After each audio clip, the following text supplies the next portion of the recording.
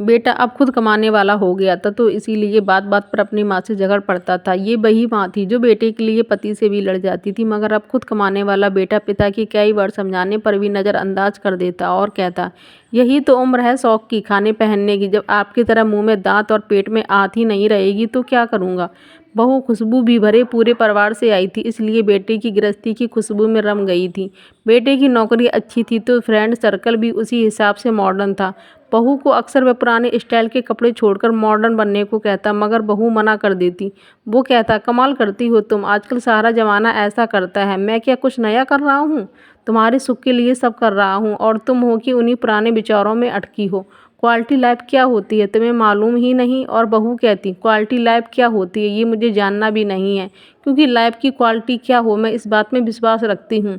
आज अचानक पापा आईसीयू में एडमिट हुए थे, हार्ट अटैक आया था। डॉक्टर ने पर्चा पकड़ाया, 3 लाख और जमा करने थे। 1.5 लाख का बिल तो पहले ही भर दिया था, मगर अब ये 3 लाख भारी लग रहे थे। वह बाहर बैठा हुआ सोच रहा था कि अब क्या करें। उसने कई दोस्तों को फ़ोन लगाया कि उसे मदद की ज़रूरत है, मगर किसी ने कुछ तो किसी ने कुछ बहाना कर दिया। आंखों में आंसू थे और वह उदास था।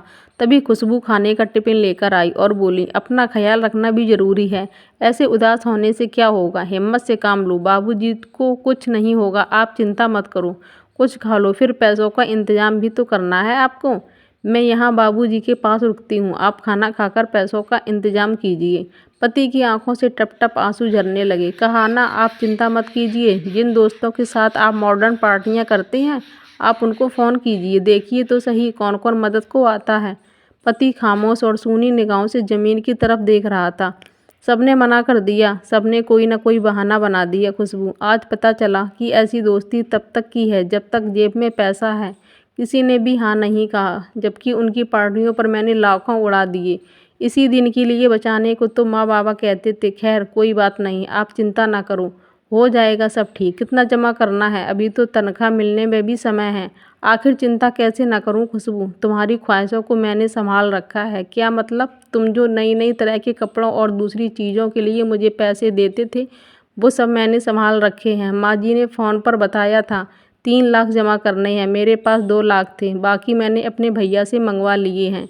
टिफ़िन में सिर्फ एक ही डिब्बे में खाना है, बाकी में पैसे हैं।